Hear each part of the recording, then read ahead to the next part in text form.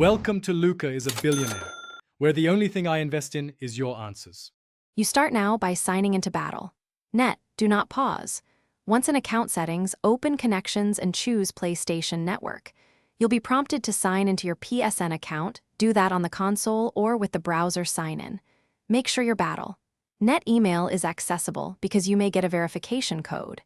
This step links identities so game progress and purchases can sync. It's the foundation. If you see region warning, note it and proceed to the next step carefully.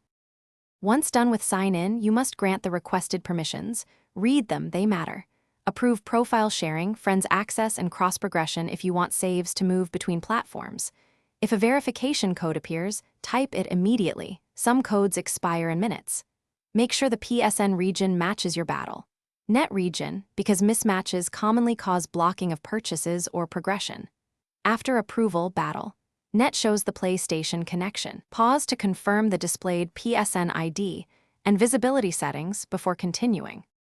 Finish by checking connected accounts in Battlenet and note the linked PSN ID and timestamp. Then launch the Blizzard or Activision game on PlayStation. Test that friends appear, progression carries over, and any purchased items are present. If something fails, do a controlled reset, unlink from Battlenet, clear console and browser caches, confirm both accounts use the same region and email, then relink. That troubleshooting step resolves most common errors. Do it before contacting support to save time. Thanks for watching and please subscribe. It's the best investment you'll ever make.